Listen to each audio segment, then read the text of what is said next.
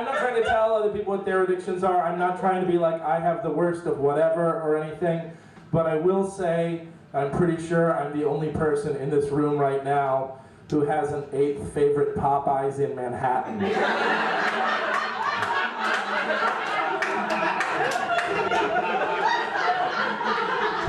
It's on 125th. And that's actually not enough information to tell you, because my 5th favorite Popeyes is also on 125th. But also, it's like, if it's your shame, like, you can sort of tell the story of your shame, and that gives people a license to laugh at it. If you're the one showing off your thing, it's not bullying if you're controlling it. And there's a way where you're reclaiming a little bit of it, maybe. And also telling the story from your point of view, which hopefully, is humanizing. That's the hope. I'm not sure that's always true, but, you cross your fingers. Sorry? Oh, sorry, I just didn't want to step. This is Zoom for you. I fucking hate it. I hate it so much. We've done this all year, and it's the most annoying shit ever. Sorry, that wasn't even what I wanted to say, obviously. So, I yield my time. So you interrupted specifically to say nothing, and then explain that you were chosen to say nothing. No, I didn't want to say the thing, but then I wanted to address the elephant in the room. Sure. So I got that out of the way, and you're all laughing now, so that's That'll be a poll quote. I usually don't have this much energy on a Monday night, so I'm sorry. You can't laugh at that. Let's talk about You. Published by McSweeney's, Slate performs at clubs all over New York City. He is in the Stan's Roast Masters top 25. Is that still true? That was true when it was written, and I'm not in that anymore. Well, get it back. You got worse? Just kidding. I think I've been doing it a little less over there. Yeah.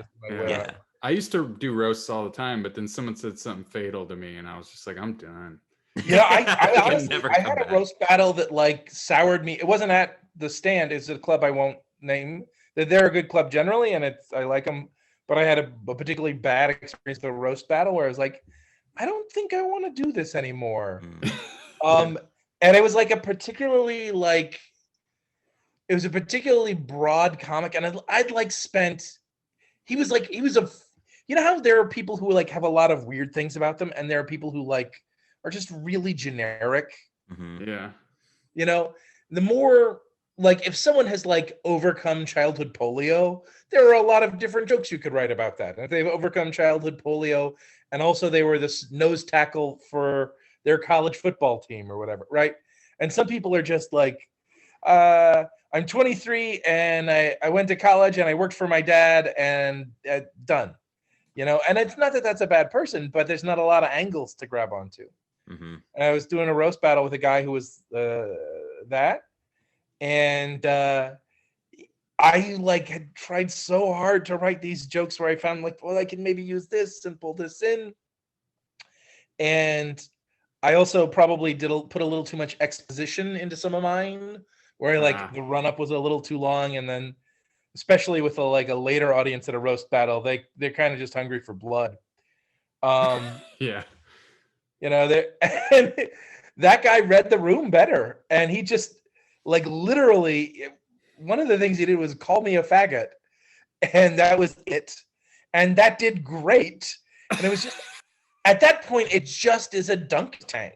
Yeah.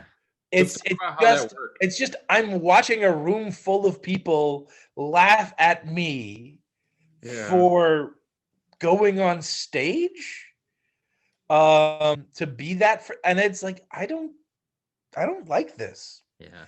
So if you have a roast battle and you the person you're roasting with and you have a rapport, that can be good. And there's people I have better relationships with because we did roast battles. But yeah, it can be a bad time. Yeah. That's frustrating. I hate watching roast battles where one person just doesn't have a punchline other than something like that. And then the room erupts and it's what did he say? What? they weren't funny though anymore. Yeah. They were just mean. Yeah. So it was just like what's the point of this? Like, I get it. You're just being like, I don't know. It's just weird. Well, but there's times where that's what the audience is there for. Like I think there are people who come to comedy clubs a little bit, and it's not everyone, but they come to comedy clubs a little bit because they want to hear someone complain about kale. Like, it's just the idea that someone is irritated about kale is like, and it's not just that, like, it's all the whatever bugaboos. Mhm. It's like, you hate pants of it. Mhm. It's like I just want to hear this guy say the thing I can't say. And he said it, that's great. And that's the release. That's not all of it, but it's some of it, and it's more of it at roast battles. Mhm. And you get away with a lot at roast battles. Oh my god! Yeah. You know what? I think I have called people faggots at roast battles. Yeah, I have. And there's also ways you can do that stuff where you're like, well, this is in the context. Yeah. Like, See, I just said that, and now I'm gonna never be on SNL. Not that I'm talented enough, anyways. Well, look, I have roast battle jokes where I'm like, I wouldn't do this joke in my set, and this joke is more racist than I would do in a place that I didn't think was like safe and trusting. But it's like, oh yeah. Like I'm roasting an Indian guy, and I've known him for 5 years, and he's known me for 5 years, and we're like, it's the difference between, it's like wrestling. If you have the stuff worked out, it's like, okay, now I'm hitting the guy, but it's all right. Mm-hmm. Yeah. Otherwise, it's just a fight. Right. Some of that plays into, like, would you say this if the person was in the room? They're on stage with you, so yeah, not the tension isn't as high. And the audience maybe doesn't realize as much what's happening there. That like, or they realize it, but they're like, let it slide. Mm-hmm. The older you get, the more you realize how many things are just basically wrestling. Do you analogize everything to wrestling? Well, like, when I was 18, I didn't think politics was also wrestling. Oh, it is. 100, just fewer chairs being used. Yeah. Although at one point somebody did kick some ass with a cane on the floor of Congress back in the pre-Civil War days. Yep. So, hey, you never say never. But speaking of kale, and I guess this would take us to the absence of kale. Sure. Today's topic, I've narrowed down to like eating habits. We can call it junk food addiction, we can call it fast food addiction, but really, I want to explore the broader topic so that way there's a little bit more wiggle room. Sure. Than the specificity of it, because our guest today, Jay Welch, welcome to the show. Thank you for taking the time out of your evening. Thanks for having me, David and Stephen. For sure, man. So we're going to talk about that because you have a bit that is a few years old, but it was a lot of fun to listen to. I listened to it like 4 or 5 times before. So most of your views are me. Or at least over like, if you had said that when we first started talking, I would have been like, oh, yeah. We would talk it for a little bit, so it's fine. Yeah. See, and that's a roast joke. Yeah, for sure. For sure, that's a roast joke. And researching my opponent for this roast, yes. I noticed that his YouTube video only has I have no room to talk. Like, if the first part of, I had one roast joke where the first part of the sentence was was JP is 7/8 Irish, and the rest of it is like not a thing that's ever going to get me on SNL. That's funny. Yeah, we'll edit that. Fair enough. Yeah, for sure. So let's talk about this bit. Let's play the first half of it, Jeremy, and then go from there. Look, I'm not trying to tell other people what their addictions are. I'm not trying to be like I have the worst of whatever or anything. But I will say, I'm pretty sure I'm the only person in this room right now who has an 8th favorite Popeyes in Manhattan.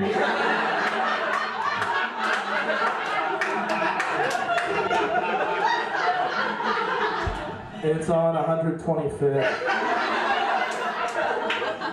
And that's actually not enough information to tell you, because my 5th favorite Popeyes is also on 125th.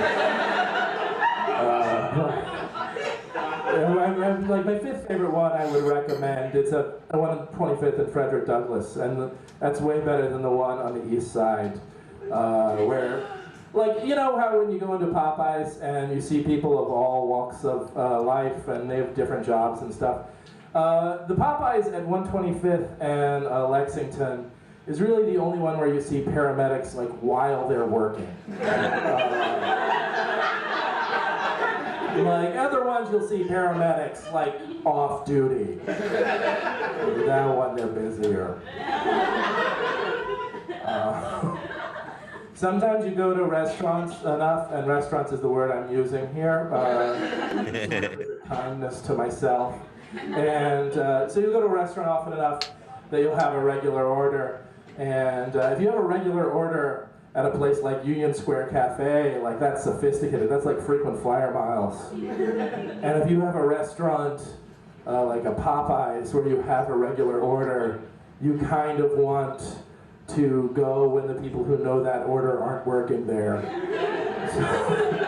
Because sometimes they will anticipate your order and say what your order is for you, and then you have to get your second favorite thing there. Because they can't know you like that. You're like, no, today I'm getting shrimp. You didn't know me at all. All right, your eighth favorite Popeyes. Yeah. Take us through the conception of that bit. How did it come about, and how did you find the funny parts? Well, so that one, honestly, for the people who are listening to this who don't have the visual, I am a fat person, and was a fat person at the time, and still am a fat person. This particular show that I was on for this was a show called Dark Spots, was the name of it, and the theme was, it would be a different theme every month, and like one of the themes was like death, and one of the themes was like child abuse, and one of the themes was addiction. And they had me on the addiction episode talking about garbage food. And so I have like jokes that I prepared over the years about different stuff about my relationship to food. And some of that like was in the larger set. But in that I also like had a few things that I was like, let me see if I can build that section out. Let's see if I can expand that. And in the course of that, I sort of just like, we're talking about the writing in the shower, like the like starting to free associate kind of thing. I was there and I was at the computer and I was like going through old bits, and I realized like, oh, I have a lot of different Popeyes I've eaten at. And then I got like sort of independently of planning to write it for the thing, although I was definitely like, I was sitting at the computer like to work on jokes for this show, the show that I ended up doing this on for the first time. But I was like, I wonder like how I would pick my favorites. And it's a thing I had about over the years, a little bit of like, which ones do I like better or worse? And then I realized, oh, that would be kind of funny if I did that. And then I like literally, I like pulled up Excel or like Google spreadsheet or whatever. And I like was like, okay, these are the ones I go to often enough that I have an opinion about this Popeyes as a restaurant, like this particular building as a restaurant. And I was like, oh, the one at 125th and Lexington was definitely the worst. That was no question, that was the worst of them. But then I was like, well, what makes one the best one? And what makes one the worst one? And there's like, oh, there's enough things here that I can literally have that ranking. And then that was funny to me. And it was like, oh, this is very specific. And nobody has, like literally, like I say at the beginning of the thing, like other people may have whatever other problems they have. I'm the one who has this. And so it was definitely a writing from life. It's, one might say diplomatically that it was informed by years of research. Write what you know. Not a joke, like quite literally. The best one, I don't mention it in the bit, but the best one is in Chinatown. because they don't care about you to interact with you as a human at all. They just leave you to it. So it's very anonymous. And also the drinks, soda machine is up front, so you don't need to ask permission for refills. So those two things combined put it up at the top. But so I thought the idea of like going through that was funny. And then I liked the idea of the paramedics doing their job thing. And so then I sort of like worked on that as a wrinkle. That was, I think, honestly, the place I sort of started from was like, oh, this is the one where you see paramedics while they're working. And then I realized, oh, it's kind of funny that there are two on Frederick Douglass on 125th, which for those of you who don't know, this part is like racially, I don't want to say charged necessarily, because you could not notice it in the joke if you don't notice it. And I wouldn't have included it if it wasn't true. I promise you that also. But like literally, for those of you who don't know, 125th Street is one of the major cross streets in Manhattan, and specifically is the biggest cross street in Harlem, which is historically black neighborhood, obviously has certain overtones and associations that are evoked by the idea of fried chicken in those places. Mhm. And so I was aware that was part of what would make that potentially funny to people.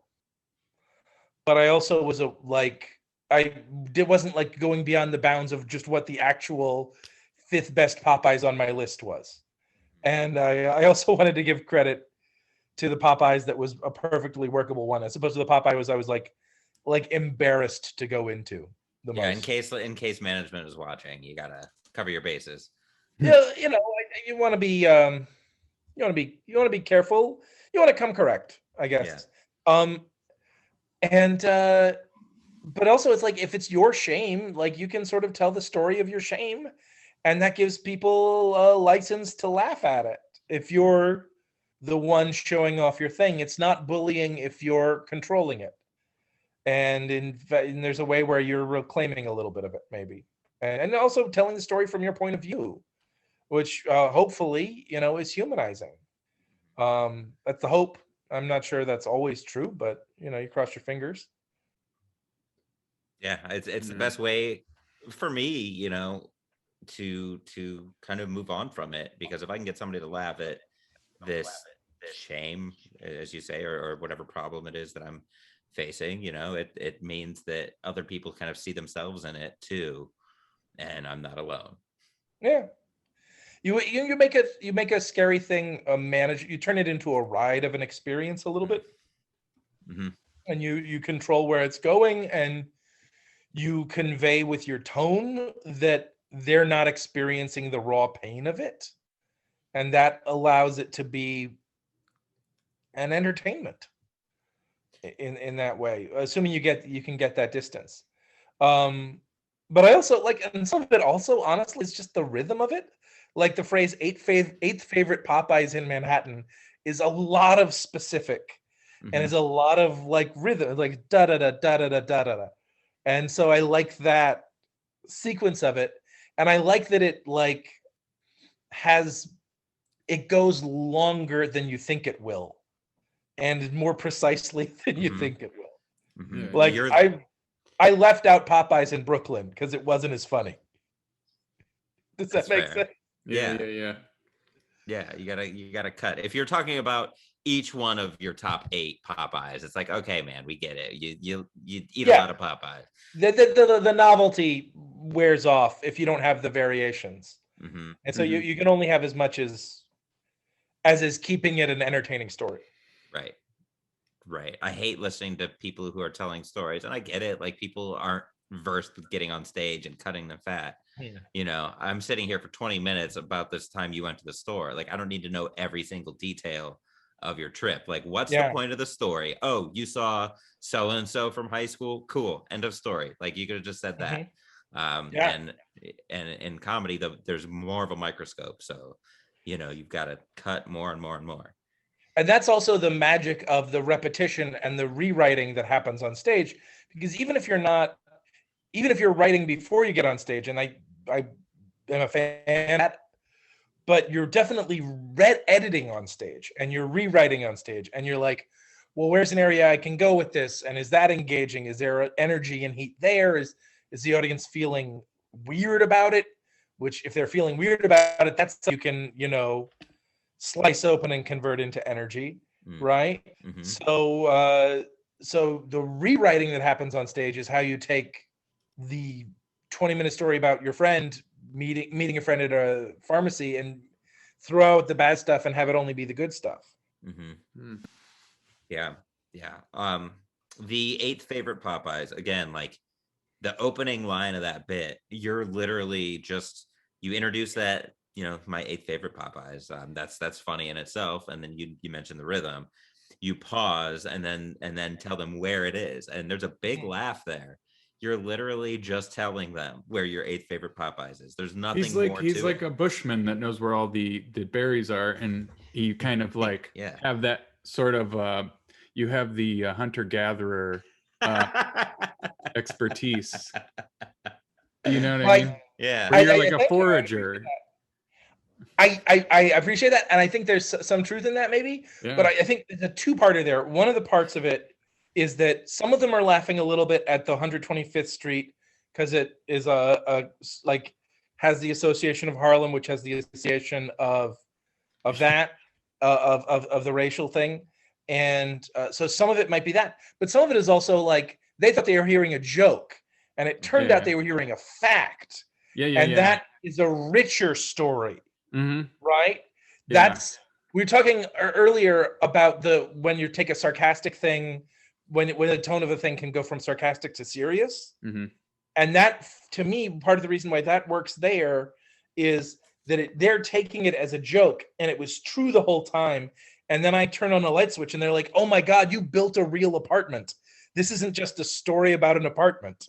So that it clicks in at another level of the realism about it, which clicks in at another level of the authenticity of me as a character on stage telling that. And so it's like learning that a house has a sub basement or something. Yeah. I think what's nice about your joke, though, is like with a lot of jokes, some people will draw implications from that will make them laugh. Like I did, where I say, I kind of picture you having all the Popeyes mapped out in your head. You know where they're all at. And I think people have this kind of knowledge about a lot of things. Like I know I have stuff mapped out in my head about what I like and what I don't like, but it's just funny to think about. And then that's why I went to the hunter-gatherer thing, because it's just like that's how we operate in modern society with those instincts. Oh yeah. And it's like geographically, like we're just like survival, but it's like not so hard anymore. But we still use those skills. That's a really good observation. I honestly had not thought about that part of it, but that makes sense too. Yeah. We do have those maps, and especially like sort of that city living of like, oh, this is the place where I don't mind going to the bathroom, and this is the place where I will go to the bathroom. Right, there's no snakes here. Yes. Yeah. And that sort of like private mental map of a city is like, even if you're not doing that with my shame, you're maybe doing that with your shame. And so that is the thing I was not even realizing was part of it, but that makes an awful lot of sense. And thank you for pointing that out. Yeah.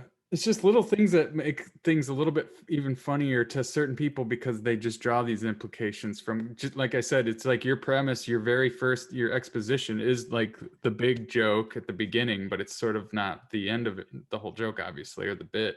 Mm-hmm. But it's a lot of things are evoked from that statement. I usually like to have the biggest laugh be the end if I can manage it. But if you have a big laugh up top and then like stuff flows from that logically, I'm not gonna stop having, not to put it in a fat guy term, but I'm not gonna stop having the candy after it falls out of the piñata just because you had the biggest reward from the explosion. Yeah, but nothing like opening a joke with a laugh, though. That's great. Sure. Like, and then the rest is just really funny altogether. And like, just also, like, even if you don't have a laugh in the setup, like, I mean, note to self as a comic, try to figure out a way to get some laughs in there. Yeah. There's the comic Mike Lawrence. Yeah. So he's obviously a very funny comic. He has a great line, or a great sort of conception. When he's writing a joke and he doesn't have anything funny in the exposition, he tries to make a point of like throwing in like a funny wrinkle here, or a funny little quirk of a one-liner aside there in the build-up to the meat of the joke. And he calls it putting breadcrumbs on the trail, so that the audience stays engaged. They keep going to till they get to the. I promise, some of metaphors aren't about food, but it fits the theme. You know what? I call it bells and whistles. Okay. But I love eating bells and whistles. Fair enough. No, but I really do call them bells and whistles, though. I'm like, that's what I describe anything where you just add nice detail work to things to keep it interesting or to keep people entertained, you know? Yeah, that stimuli. Dude, I can't stop thinking about paralleling everything to our hunter-gatherer instincts. Like every single behavior we have is based off of that on some level. Like we hoard things for fear of losing them, when really like nobody's coming to my house to take my food. Like, you know, so the idea of mapping out where the Popeyes are as like a hunter-gatherer framework, like I'm going to be thinking about that the rest of this episode, to be totally also part of it. Part of making that list was just like almost, it was just like archiving, like realizing, oh, I do have this knowledge, and like doing the thing that's specific to you as a way to be universal, because it is more memorable and also like still evokes human behavior, because I'm a human, so I behaved like one. And so they're going to recognize that in themselves, just in different and weird parallels. I only started doing that recently, in recent years. The same thing you're doing, like where I like am trying to talk about more things about myself that are quirky, because I'm like, wait, this is funny. This would be hilarious if I described this. And it's like it's very personal. So yeah, like you said, I think I probably would be able to connect to more people that way without, just telling a one-liner.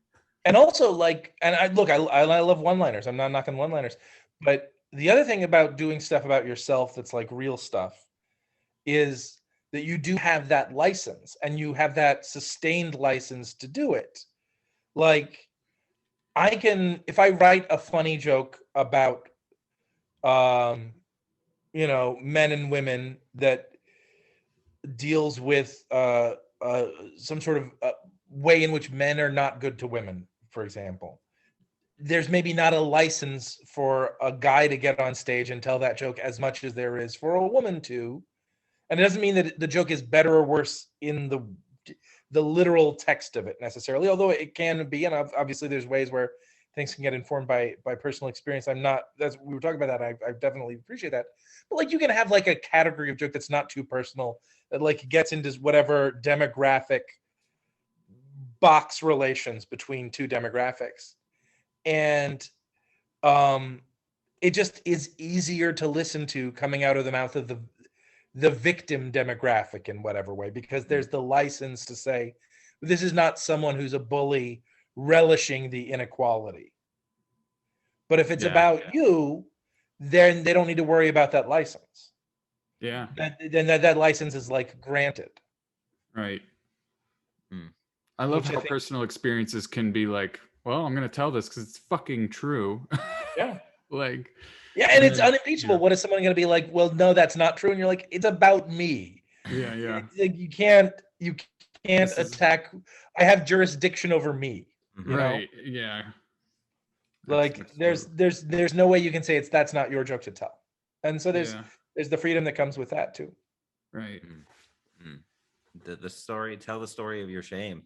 I mean, the comedy, there's a misperception that it's just jokes, but really it's storytelling in a punchier way. Like people want to see you, especially if you're likable on stage, they want to see you, overcome whatever it is that you're dealing with in the story. They want to see you fall on your face first, so that you can bounce back. Or if you carry yourself in a way that's a little less likable, if you're up there being arrogant, they want to see you get yours. So I mean, there's that storytelling element to it too. And in this case, like, you refer to these fast food joints as restaurants, and then you draw attention to that, like, and that's endearing because you're it's like a like a coping thing. Like we tend to phrase things a little bit differently to make ourselves feel better about it. Yeah. And so you do that.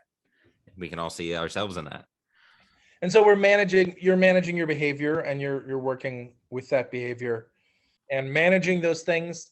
And so that character stuff then is the same character stuff coming through. So now I'm Charlie Brown trying to go at the football again, and it's a different football, but it's the same idea of it. Like this football is a Kentucky Fried Chicken, and this other football is and so on, you know. Yeah. Could I make like another point about the punching up, punching down stuff a little bit? I read I think in the context of like a 1619 project type thing, talking about that's the reason why one of the reasons, and there's a lot of reasons why blackface is offensive, but the molten core of what was so powerful about it was the same as the molten core of what was so wrong about it.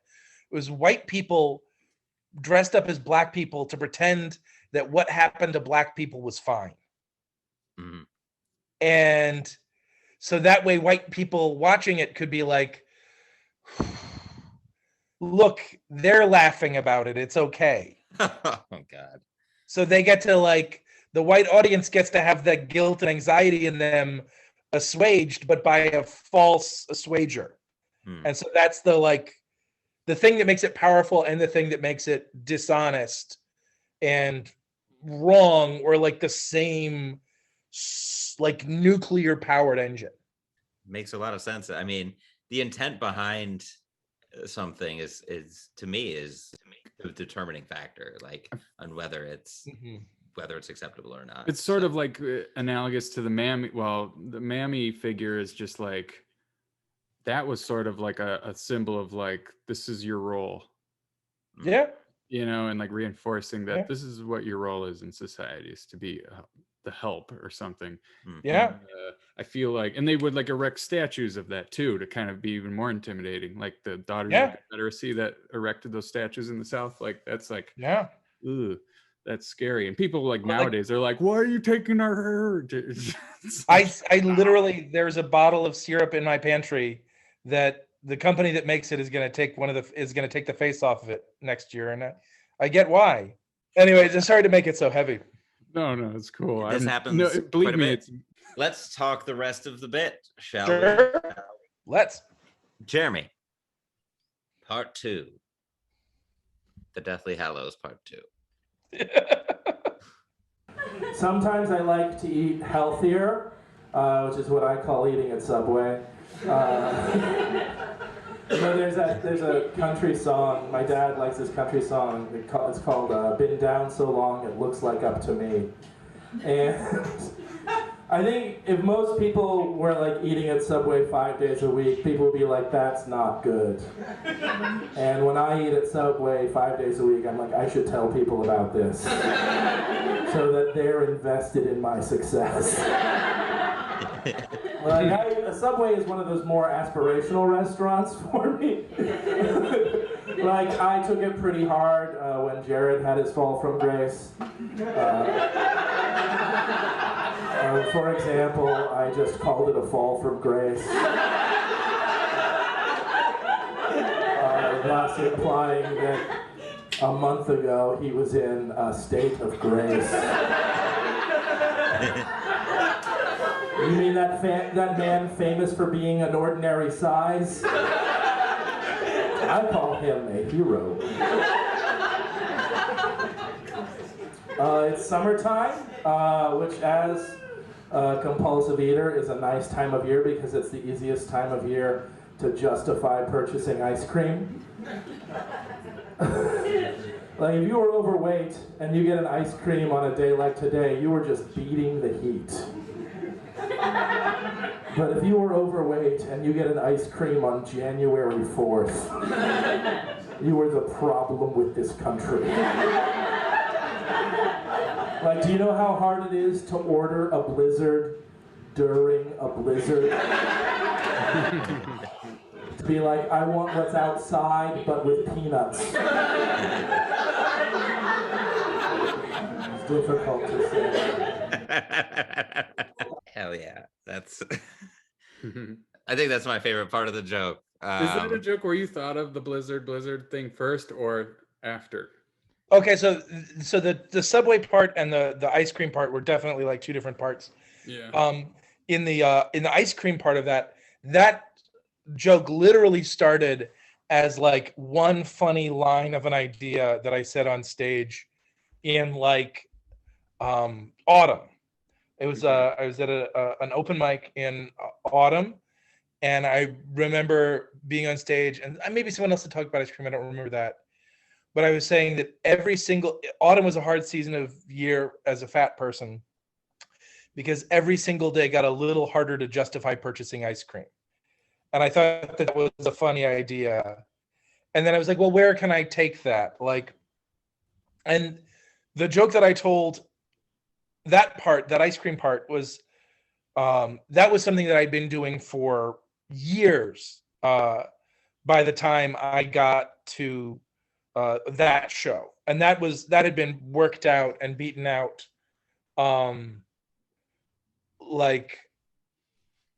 over the course of multiple years that joke got refined and tweaked.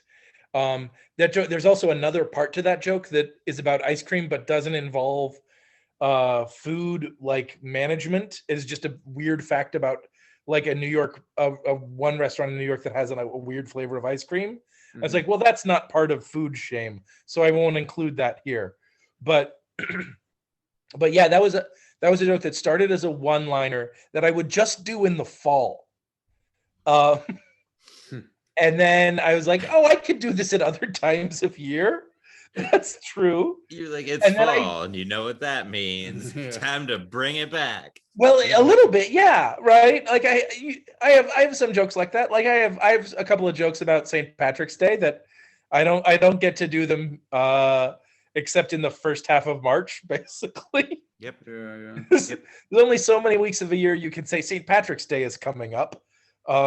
Right. I mean, St. Patrick's Day is always coming up. St. Patrick's Day happened 2 weeks ago. Yeah. Matt Bronger has, the comic Matt Bronger? Yeah. He has a bit on his first album where he talks about Cadbury cream eggs, and he has another bit where he talks about Halloween costumes. And there's a point where he's like, it's just going to be holidays, folks. That was like, it feels very appealing to me of like, just do an album of seasonal material as an idea is like tantalizing. Like, I like it. These are the jokes that are relevant in January.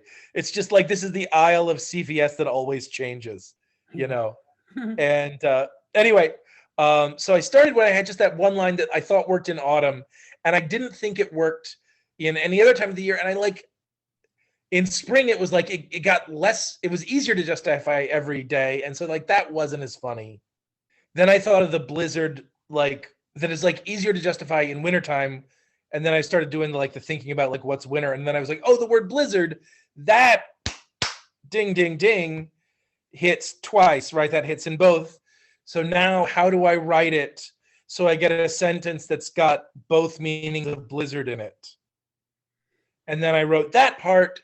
And then once you have that sentence, then the tag follows pretty naturally from that, right? The act out of the sentence follows pretty naturally from that. And then the January 4th part was like, was figuring out like, what's the most embarrassing day? And that was definitely like a conscious choice of like, well, December is still festive and February is almost numb at that point. January is like the belt tightening, holidays are over. And I was like, it's enough past New Year's that you should be living the resolution at this point. And so you do the parts, and there were lots of different tags over the years that that didn't work. And so I lost them. And eventually you're left with like a minute and a half that's got like 8 laughs in it. The peanuts, like I'll have what's outside, but with peanuts, like that line, it's a great tag. I mean, the blizzard during the blizzard, it's right there. Then, I mean, eventually, yeah, but it's first you got to get to the shame of and the part that it is, and there was the emotional truth of it's coming from like, yeah, I do feel easier to have an ice cream in the summertime. Like there's there's photographs on my Facebook page where I'm eating an ice cream and it's like May and it's like sweet. It's like yeah, this is. And I'm still a fat person eating an ice cream cone, but it's it feels more normal. And in wintertime it feels more compulsive. And so like it's going into the thing of like, well, let's showcase the compulsion of it, because that can be funny and that can be a person persisting at being themselves, which is that character-based comedy stuff. Yeah. Person persisting at being themselves, and that's it's like people get on board with that too, because there is like a negative perception of like, oh, ice cream, like he shouldn't be eating ice cream, like it's winter, like in the summer, like you say. So kind of playing on that, that subconscious, or not even subconscious, that like, I'm worried about what other people think of me, sort of, but I want to eat this ice cream cone, like. And also definitely framing it in a like, I'm inviting them into my point of view about the stuff. Mm-hmm. And it's my point of view of like wrestling with the desire and the shame. And hopefully, even if they don't have that with ice cream, even if they don't have that with whatever food thing, they have that with whatever other thing, because all sorts of people have all sorts of those compulsions. And so hopefully you can get to that emotional behavior part, which works. And, then the wordplay can fold in on the things and flesh them out. There was a period where I really wanted the thing to be not peanuts, but wet walnuts. I thought that was really funny to me, but at a certain point you listen to the audience and you respect what the audience is saying. Right. That's the worst though, when you love it still. Yeah. Where you're like, no, this is funny, you're wrong. But it doesn't get laughs and you're just stubborn. I think wet walnuts is just too much work mentally for the audience that doesn't already have the bit loaded in. Yeah, they kind of don't know what you're talking about necessarily. Right. There's no clear intent. Like a running gag with a friend and it gets like more elaborate. Yeah. And it's working for you because you were there for all the parts of it. But at a certain point you like can't even bring anyone in because like where would they get started? Right. I like to work those into my jokes, but in a like totally different context, so that they're laughing at it for a different reason than I laughed at it. But that's like a small moral victory for me. Oh, I love those.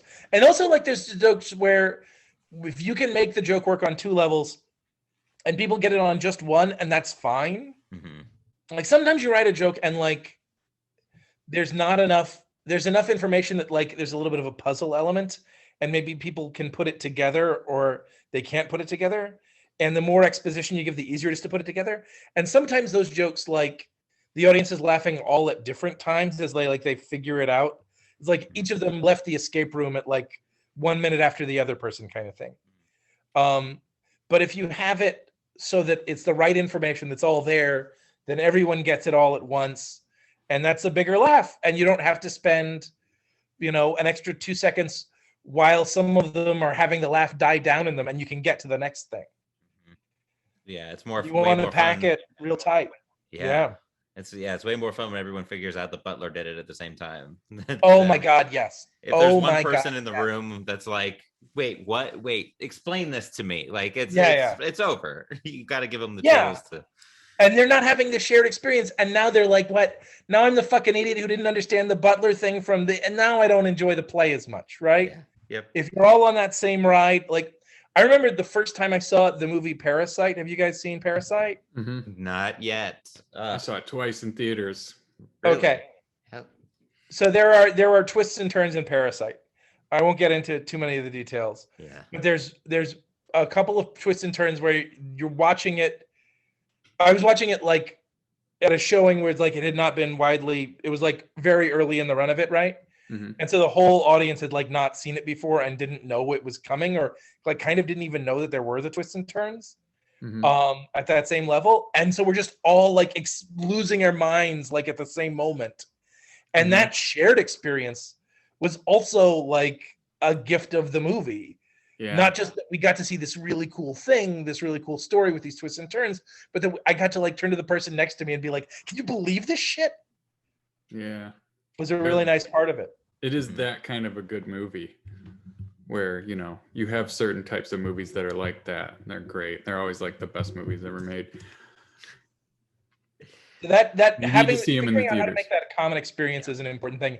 I'm Yeah. honestly, I need to be better at that. That's a weakness of mine. Do you mind if I give like an example of that kind of like delayed reaction thing in a like a one-liner? I think one-liners Yeah. can be particularly susceptible to that. Yeah, you don't have to ask. Go for it. Okay, so I have this is a very unrelated joke, but so the joke is you would think with all the technology that the Jetsons would have been the ones who came up with the small chewable vitamin. I like it. Like the Flintstones.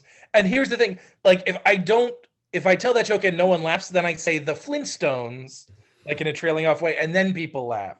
Yeah. But what'll happen with that joke is like sometimes one person will laugh and be like, oh, I get it. And then another person won't have realized there was a joke until they hear the laugh.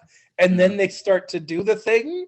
And it just like goes around the room. And for a while, I really liked that idiosyncrasy of that. But like the longer I do it, the more I realize that's just not an efficient way to construct an audience experience. You have to get them like it's harder to do, but to get everyone having the same sort of experience at the same time. Yeah, and That's to what fold creates that that bonding moment. exposition in. Oh, it's so Yeah. hard. It's so good. Yeah, I knew what you mean now, where it's like I see that same effect in comedy, the way you would a well-written script. Like, you know, so it's interesting. Think about a room where everybody is just like, you know, each joke is just killer after killer after killer, and it's like an intimate space, and everybody's got a drink or two in them, and just sitting on every word. Like, you know, each comic is different from the one before, but yet they're still there. Like they are not only enjoying the comedy, but it's that shared collective experience. Like we're all going through this together. There's nothing more human than that. That's part of why like, crowd work does so well, and why crowd work can be so powerful, even when it's like not that interesting sometimes.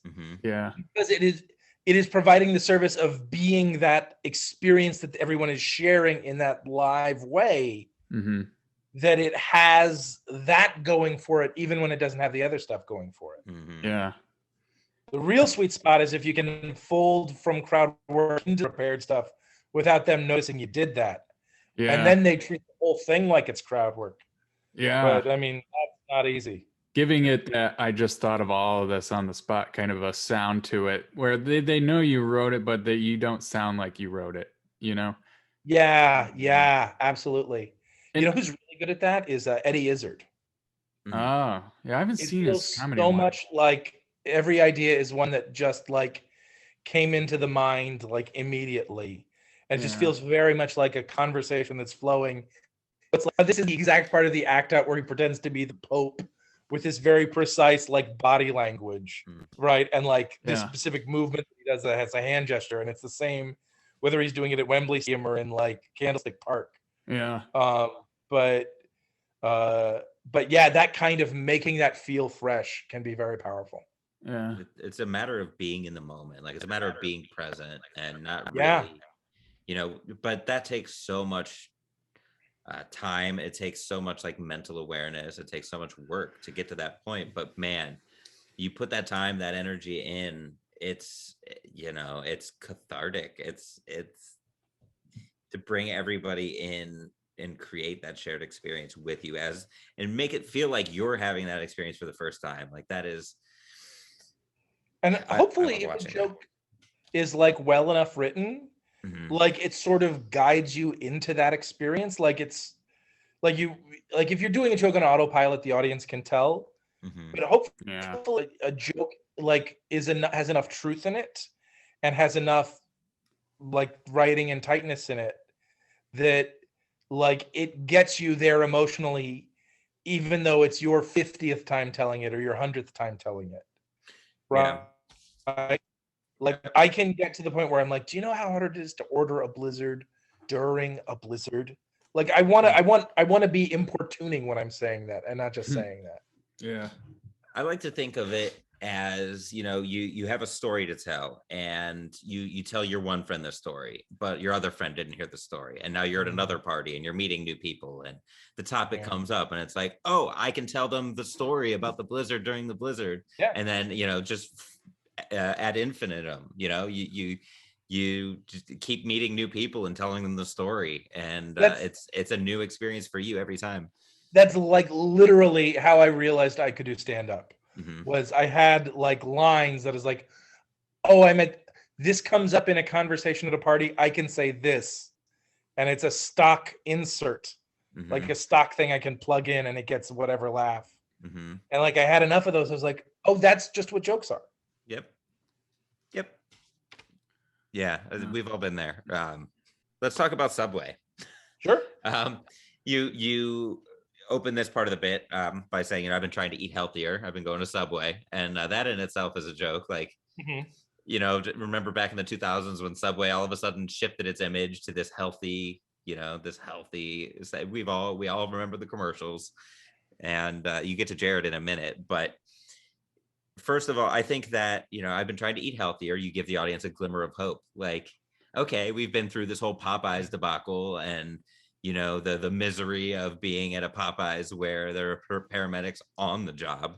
So now here's that's based on real paramedics, by the way. Yeah. I'd be willing to bet. I've been at a Popeyes in Harlem before. I understand. Man. I had a part that did not do well, and so I left it out. But I thought it was one of those, you think it's funny, but because you have the whatever ability to handle the sadness of it, It was like, just stare ahead, Jay. Focus on your biscuit. I thought that was so funny. And audiences were just bummed out, and I had to cut it. Just focus on your biscuit, like. Oh man, what if you committed to that though? Like what about the biscuit? Like, what's great about this biscuit to make them maybe get on board with your choice? Like, this is my choice. This biscuit is my choice. Like, everything else just comes with it. That guy having a stroke over there, that's his choice. Right. My choice came with a side of honey. Yeah. Yeah, it's flaky and savory at the same time. So often, like, what we're doing really, especially in the act out stuff, is we're like dramatizing. Mm-hmm. And the more you can be doing that, the more that you can be showing and not telling, you're just doing it more efficiently and more powerfully. Mm-hmm. That's why people like act outs. And something as simple, I mean, even though you're not necessarily, well, you kind of are, and I can see how this would develop further, but 5 days in a row eating at Subway, two different perspectives of it, and you use a song as the vehicle to deliver those two perspectives. I'm open to, like, do you guys think that's useful? Because I look back on that bit and I think that been down so long it looks like up to me maybe doesn't need to be in there. Like, that feels like that maybe could go. Truthfully, if it were my bit, that's probably the part that I would that I would cut.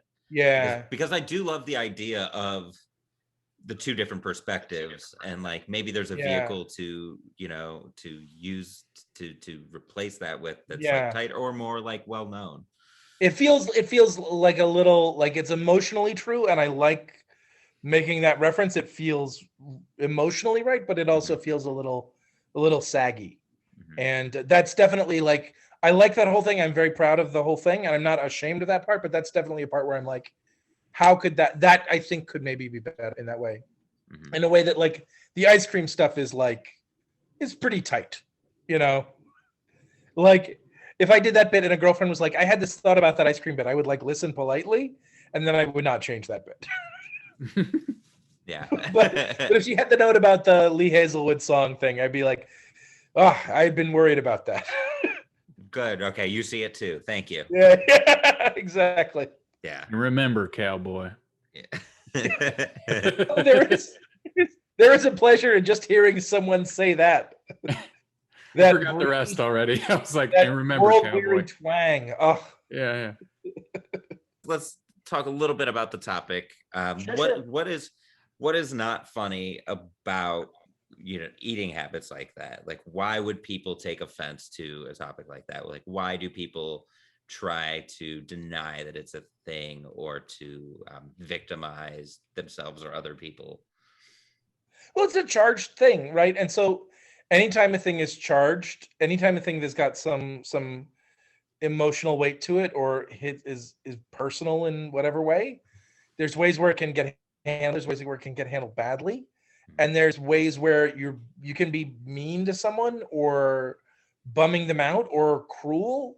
Like, there's a lot of fat shaming out there, and there are reasons for that. It's not coming from nowhere, and some of those reasons are polarizing, and some people think those are justifiable things, and some people think they're not justifiable. And so it's a place where everyone's asshole tightens a little bit when they can think about that kind of, and there are areas that are tenser and more fraught, obviously, a lot than weight and food, but that is a place where there is a decent amount of that. And if you can humanize that shame, where it gets written as a more complicated story, a more personal story, rather than a cartoon, I find that very rewarding. Yeah. And hopefully that's very much my hope. Those jokes is that, and I'm not knocking the idea that it's funny when a fat person falls down, because sometimes it is, but there's a version where it's like obliterating of the humanity, and there's a version where it's like letting someone in and feeling the different parts of it. And that part feels much more like where I want my jokes about myself to be taking people. I don't want to just be the guy on stage that the audience gets to laugh because they got to hear the word faggot in a safe way. It's not going away, but for the people who are trying to do it about themselves, like, it's a hard thing to be selling that version of yourself if it's not a real version. And so hopefully that's what it is. And maybe it's not, and maybe other people are laughing for other reasons, or you can't control it ultimately. You just try to come correct, I guess. Yeah, people can smell out that inauthenticity. If people are dying at that, just the use of that word, it's like, well, that's their audience. Go over there. I mean, that's the other thing is, there's so many different kinds of people, and they find a lot of different stuff funny. And I mean, this is the classic thing is, you would never go to a concert just because it offered music, right? But you'd be like, well, what kind of music? Oh, country? Well, I have this bus driver that reminds me of. No, thank you. Like, oh, this is Broadway. I have this teacher that it reminds me of, and I'm on board because I like that guy, or whatever. So it's hard to get the human elements, and hopefully you do.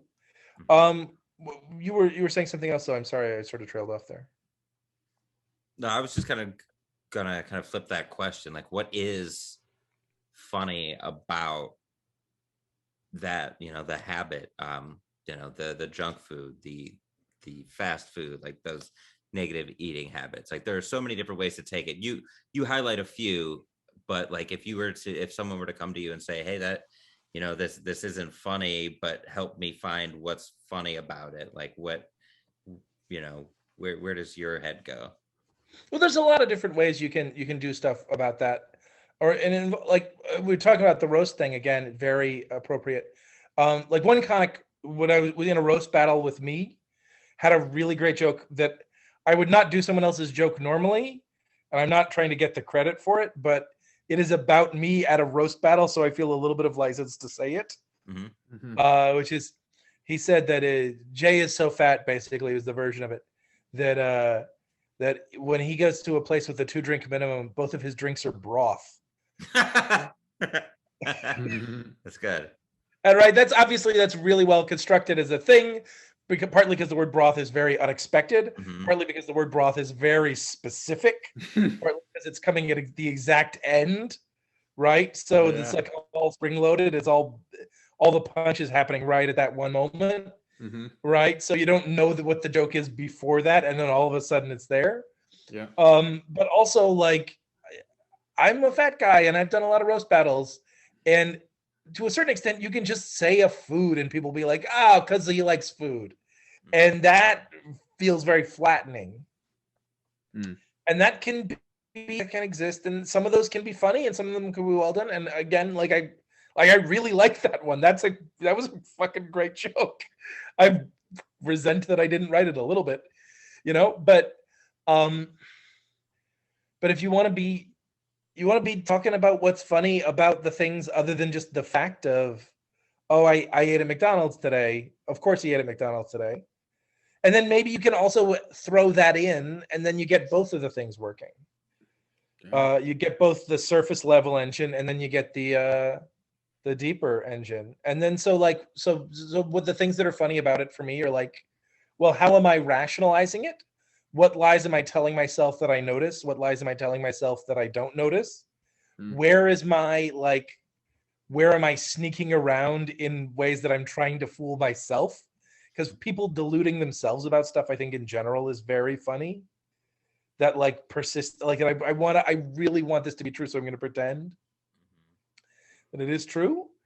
And there's just a lot of places for there to be those kinds of specifics, and for those specifics to happen in embarrassing ways, because it's like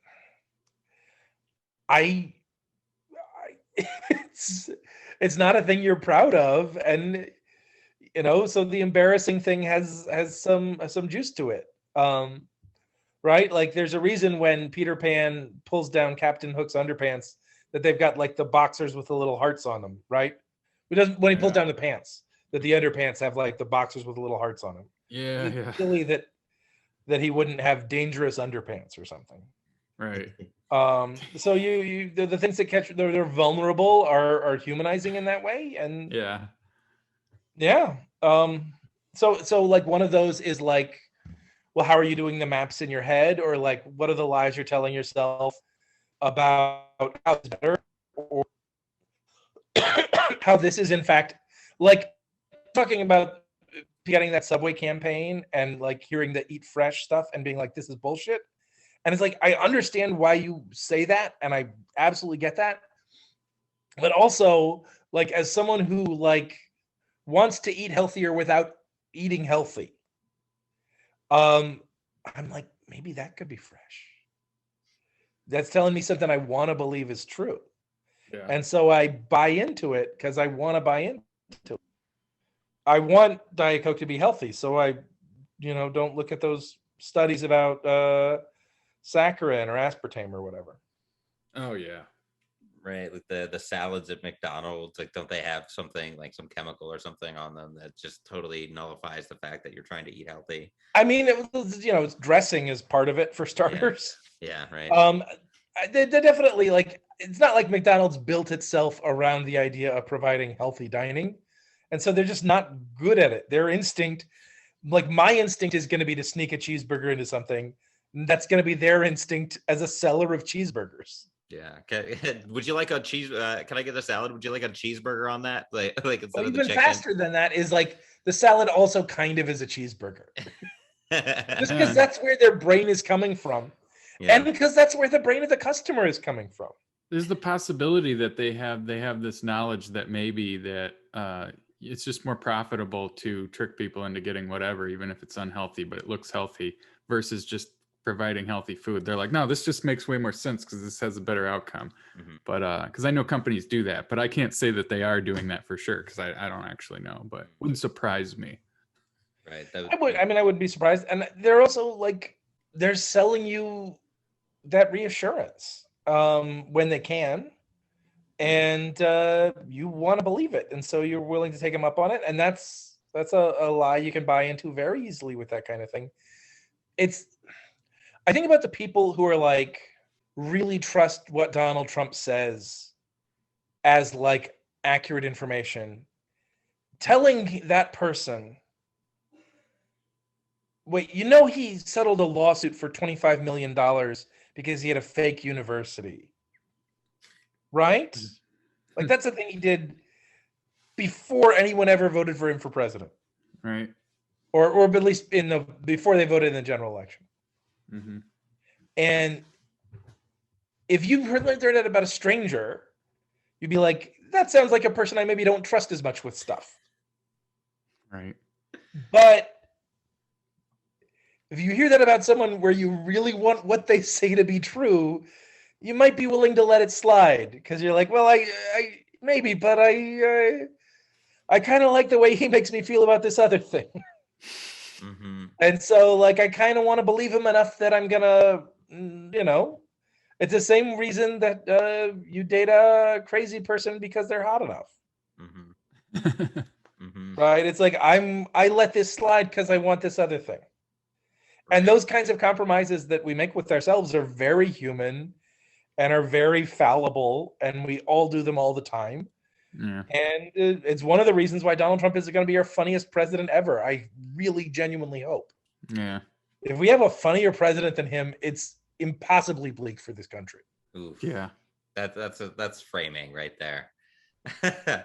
Oh man, it's so hard to go back on something that we have conviction behind because of the perception of what other people are going to think, because of that own ego driven mindset that, like, we put ourselves on this pedestal. So yeah, it's okay to have this cheeseburger because it has less calories than the competitor's cheeseburger. Yeah, and it's a lie you tell yourself because it's easier. Yeah. There's that line, that great comic Woody Allen, who died in 1991, before he did anything terrible. He had a line in one of his things that was like, "You mean my whole fallacy is wrong?" And it's a funny, like, as a turn of phrase, right? But it's also like, I don't want all of this to be wrong. I need to hold on to this. You want to believe, and so you fight for things, and parts of you instinctively are fighting for the things, even while other parts of you are not fighting for those things so much. Which I believe if I had taken a psychology class, I might put more precise names on. Yeah. And so that battle is an eternal struggle, and a lot of comedy can come out of that. Mm-hmm. Yeah, from the mental gymnastics of justifying what you eat to the putting off eating better. Oh, I'll start my diet tomorrow, even though I've been saying that. Like, yeah. Oh, new year, new me. Like, let's go. The joke you cut off and I'm not complaining at all about you cutting it off, but the joke that you cut off from the part 2, where you did I was like talking about New Year's, and that joke is a very short one, which is like, last year's for my New Year's resolution was to lose 50 pounds, and this year it's to wear my pants higher. And like that joke that's the rationalization. It's another place where that kind of thing is happening. Mm-hmm. And so it's like, when it's your whole world, it's coming up in every part of that world. And so that can become that unifying theme. And that negotiation is thus the engine for like so much of those jokes. You killed it. That's beautiful. Everything that you just said for the last 10 minutes is like, that sums it up to me. Just the mental gymnastics is always what's funny.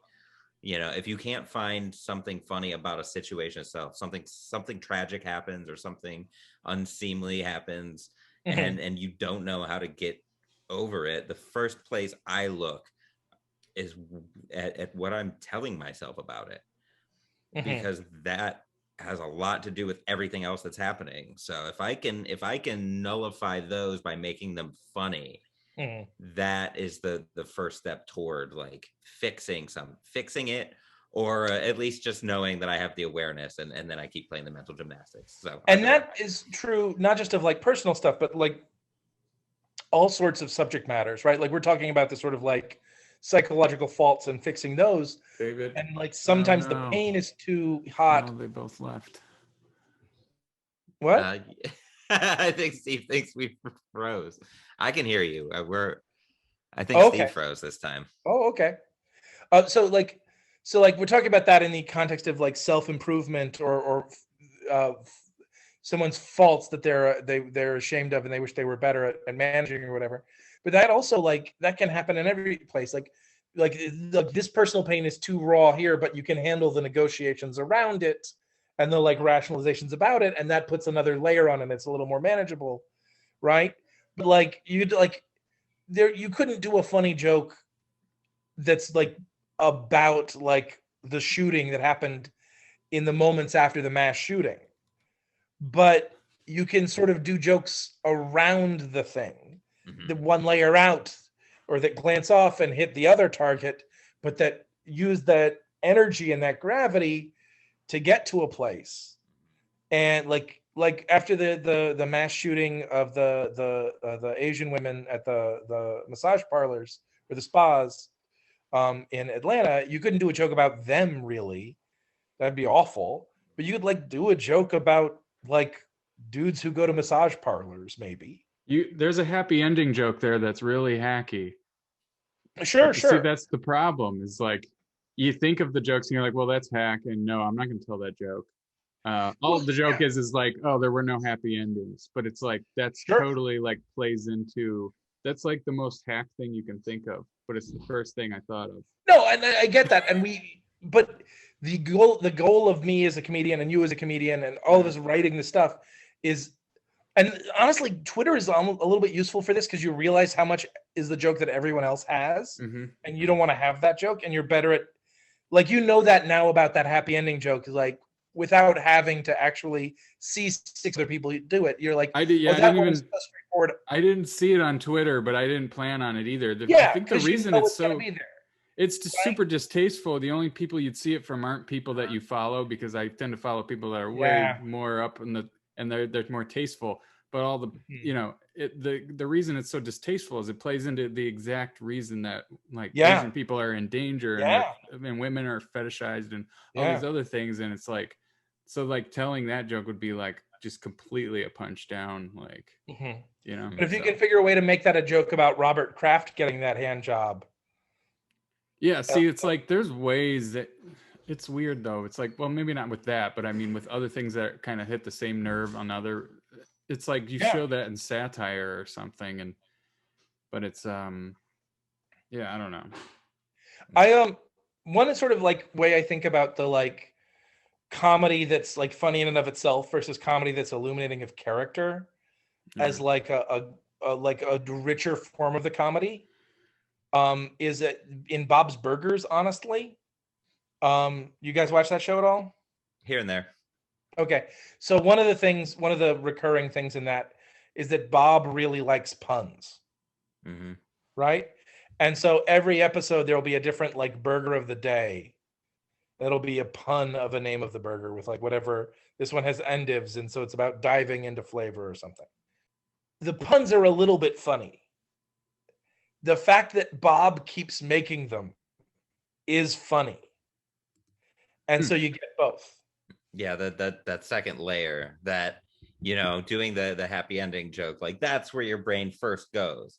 And so to take that on stage or to put that on the stage that is Twitter is lazy. There's no work to it. Yeah. So it's like, okay, so that shook me out of the seriousness of this. So okay, there's something funny here.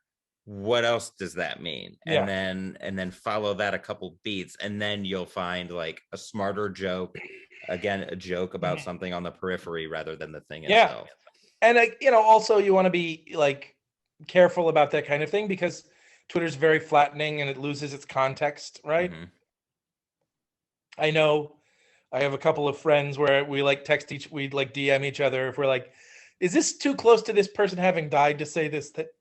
Or like, is there a way to frame this where I'm not making fun of Kobe Bryant specifically, or you know, that kind of, and so you know you have your network too to like help you work through that kind of stuff.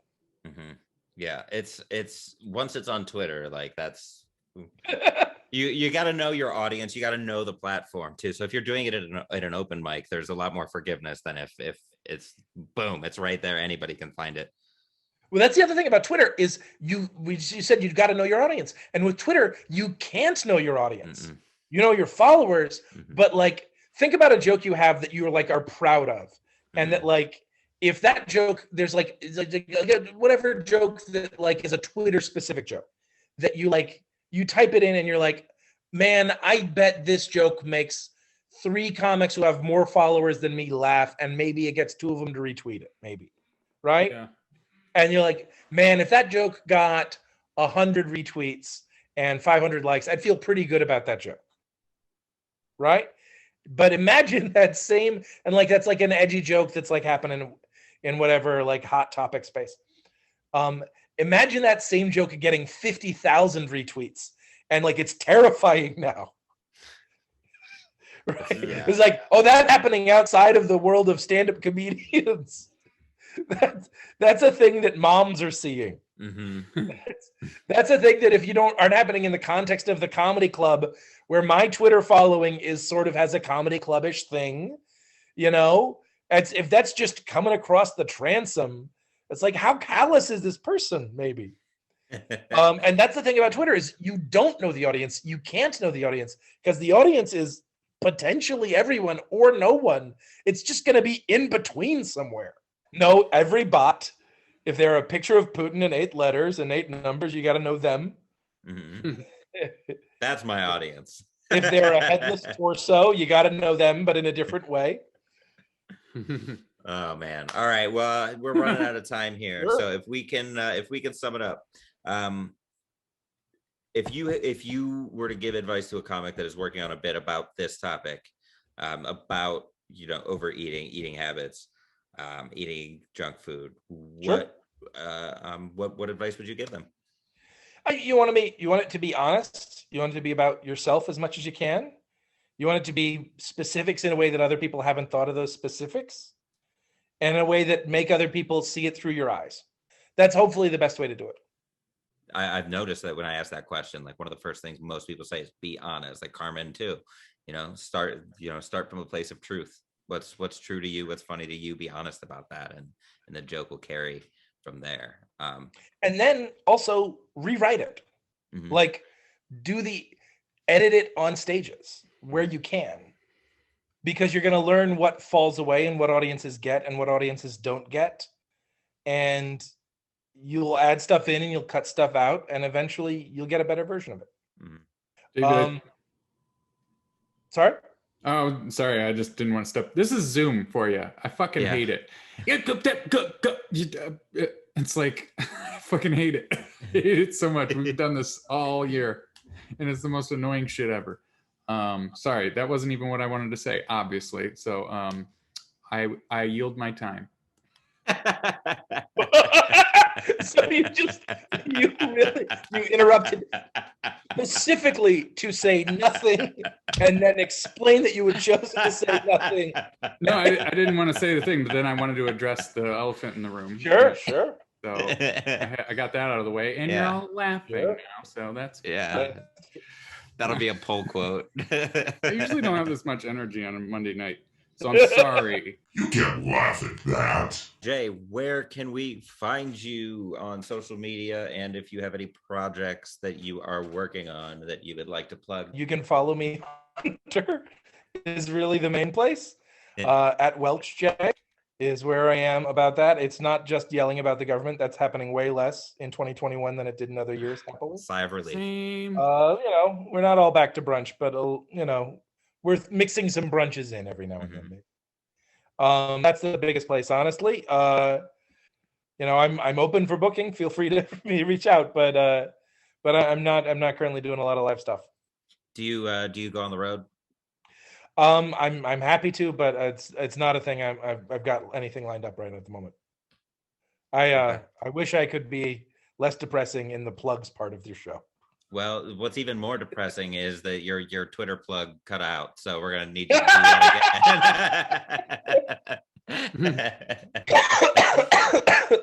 again. No one's gonna know where to follow you, even though we're gonna put it in the show notes. If they follow me on Instagram, I'll be fine with that too. All right, Welch J on Twitter. Yep. And Welch J on Instagram. I believe so. David, Stephen, thank you so much for having me. I love talking comedy, and I love it even more when I get to talk about bits that I have personally written. It was great to meet you, and thank you for helping us prove that no matter what story you're telling yourself of your shame, that you can laugh at that.